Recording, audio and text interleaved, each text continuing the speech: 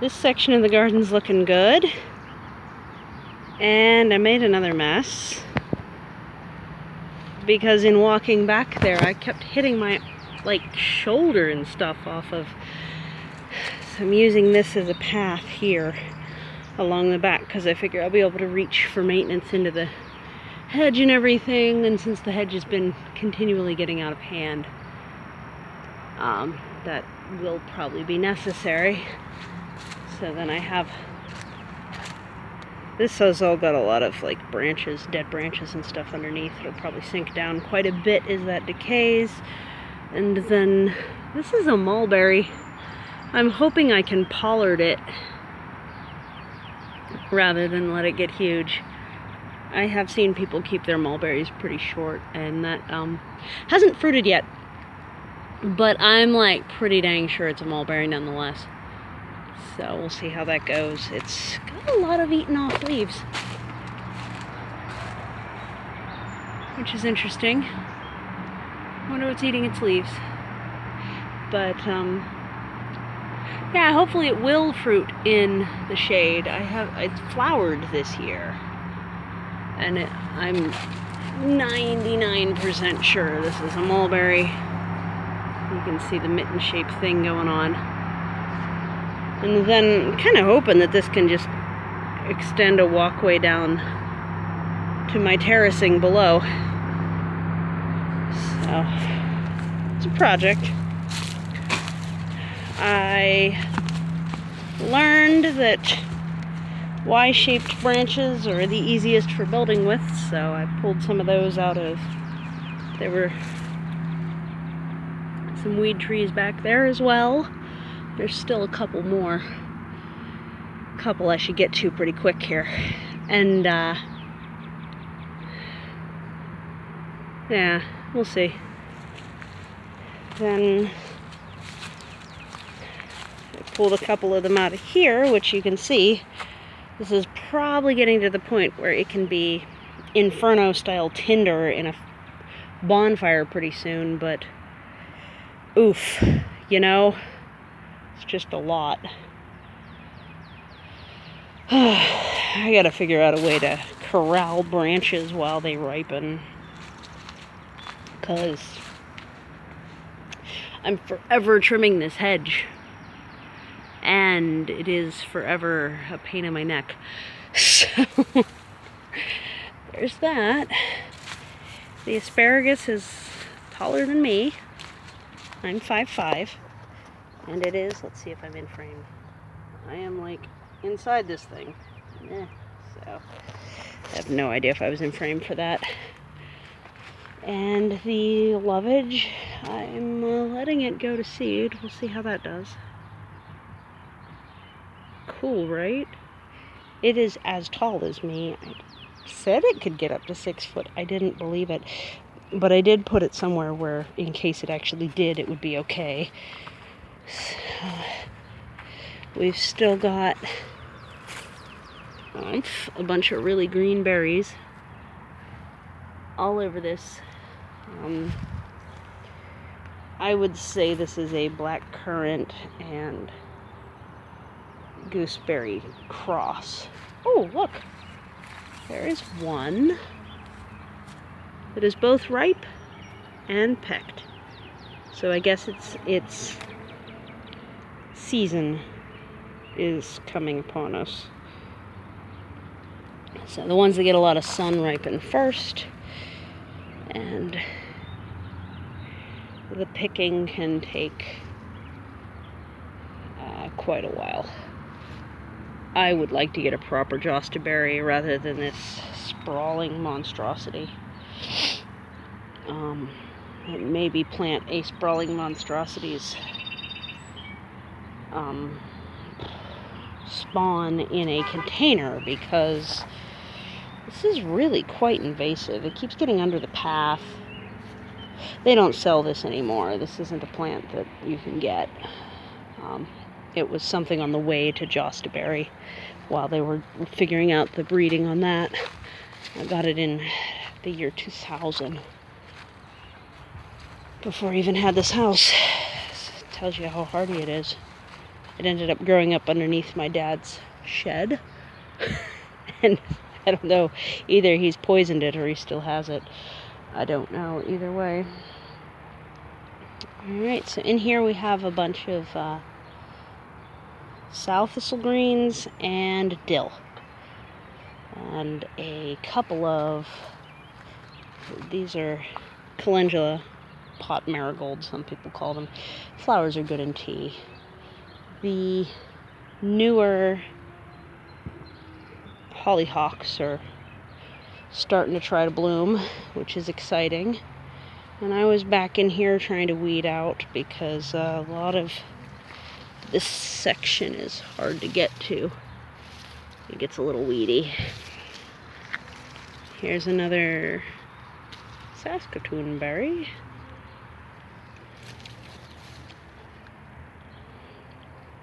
The ones in the shade taste better. It's kind of weird. I read that you can take the softwood, weave a basket with it, and then fire set it for it to become rigid, which sounds cool.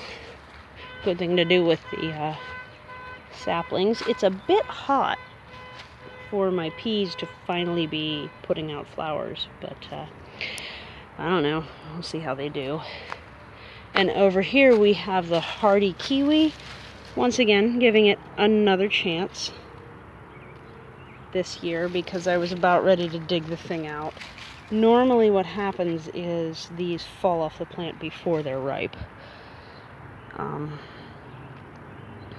think I might want to eat this black currant that even though it's been pecked. Yeah, so, oh, that's sour. It was not fully ripe. So I'm not sure what'll happen here. And this is the hardy acai kiwi, which is one of the few that can, what's the word? It's not self-pollinating. It's seedless, polyphenocarpic. So it develops a fruit regardless of pollination. But what I've been reading about it is that it develops better fruit if it's pollinated. So, and again, with as much as this thing takes over, because it was just like this massive thing up over the top of my wood frame here. I've cut it back severely and fished all of the dead wood out, except some of it's like basically lining the pathways here. This is, what's the word? That carrot-like root crab. Oh, shoot.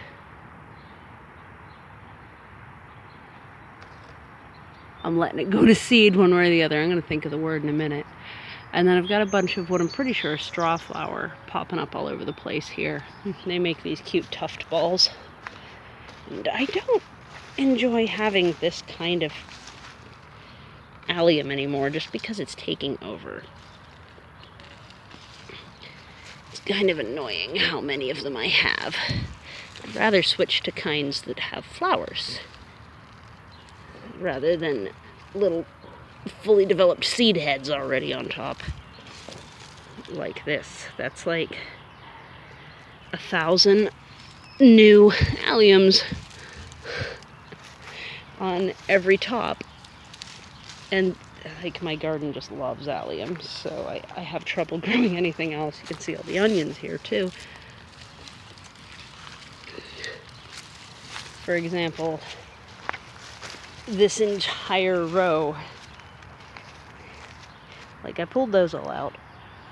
There was a spider on my arm. That's all onions. Pulled those out, but there's a bunch back there. This is all onions. I gave a lot of these away.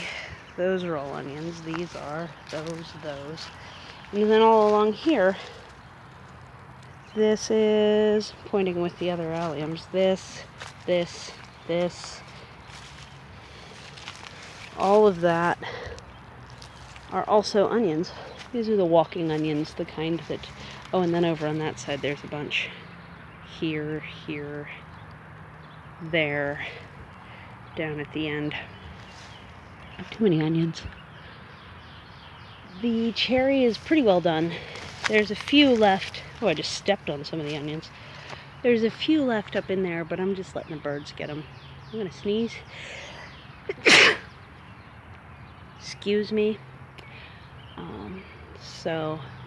And there have been some goldfinch flying in and out of here. It's pretty cute. I am not sure if I actually got any of the rutabaga to sprout, which is pretty wild because I thought they were supposed to be really easy to grow. So I don't know what the problem is. Most of my other seeds sprouted. Really don't know what the problem is in there. I don't think I'm getting rutabaga, though. And then I ended up spilling the seed packet, so like I'm gonna have to get another seed packet to try again. It's not even like my saved seed is gonna help me out here. Alright, this is a black walnut sapling here next to the rhubarb. A lot of times you get the walnut come out with it, but that's what that is. I prioritize pulling the trees out. I have a couple of the elephant... why am I having troubles with words today? Elephant amaranth, which is a seed-bearing amaranth over there. Then I've had a bunch of lupine planted in here, and I'm not sure how they're doing. I don't see a whole lot of sign of them, to be honest. Oh, there's one. Okay. And are you still going? So that one might have died. This one's fine. It's this little guy right here. And then I'm gonna put the plants on the porch so they'll dry out and die. The ones I pulled, that one's doing alright. It's pretty sun struggles, but you know, and that's the amaranth that I was talking about. It's supposed to freely reseed, so I'm hoping on that. My preference is to plant things that aren't, even if they are annuals, I want them to plant themselves. That's just a pigweed, so we don't want that. So we've got St. John's wort blooming here. This rhubarb that I'm not a fan of is putting up more seeds again. Flowers, rather. I'm tired of it. These rhubarbs are doing great. I'm gonna get cultivated rhubarb next year because I want more rhubarb, but I don't want rhubarb that is always green and does nothing but give seed heads. It's getting kind of pretty overcast up here. It's a rather intense looking sky. Parsnip, that's the word. The red clover is doing really good over here. I could start to make tea out of it if I wanted to. You can eat a lot of that plant raw too. And this is lady's mantle. It's a little aggressive, so I've been trying to plant it along the edge of the yard, hoping that it'll just equally outcompete the edge of the yard as much as it has been outcompeting a lot of things here. So you notice there's like a hole in the middle of the patch. It's a spreader. It's a good plant when it's in the right place. Not very edible. It was traditionally used for bathing. And this is the sunchoke. That's some of my compost. Sunchoke seems to be doing pretty good. It's warm enough now I probably could actually successfully plant the sunflowers, because those didn't really seem to like.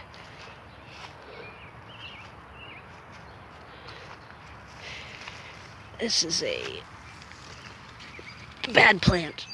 These guys put up like little burrs that stick on everything. No want. And here's another pigweed. These get like 8 foot tall if you let them. Alright, so, and their root system, once they're bigger than this, is massive. So that's what that is. That's what that is. At the age that they're easy to yank out. Yeah. Let's go see the front yard. This is the sage in its current form. It tends to reseed, and I tend to let it. Oof.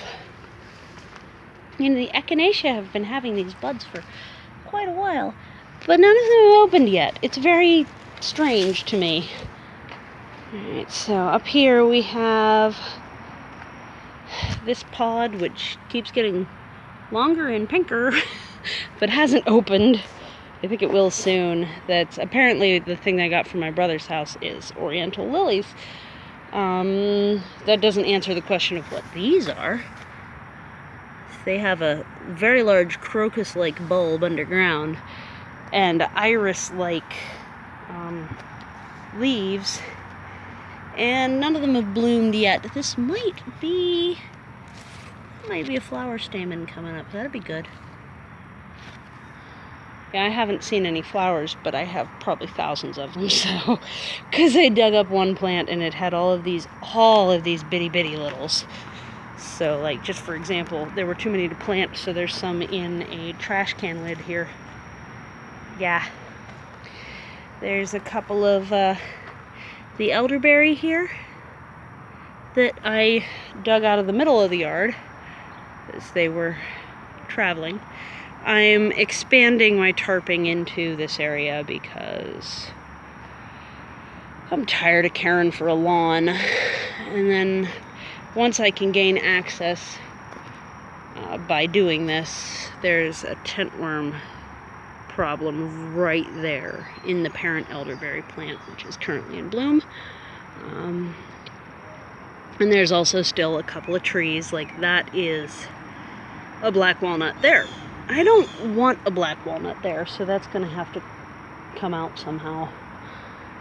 And stuff like that. There's also an invasive elm species that I keep cutting down that's over here. This is getting out of control too. I don't know. A lot of this year is just reclaiming stuff that it turns out I'm better at weeding than I am at mowing. And it also turns out I've been getting more adept at weeding. So that's a good thing, because it means that the places that I've refreshed are in better shape than stuff I've done before. It's daylily season, if you haven't noticed yet.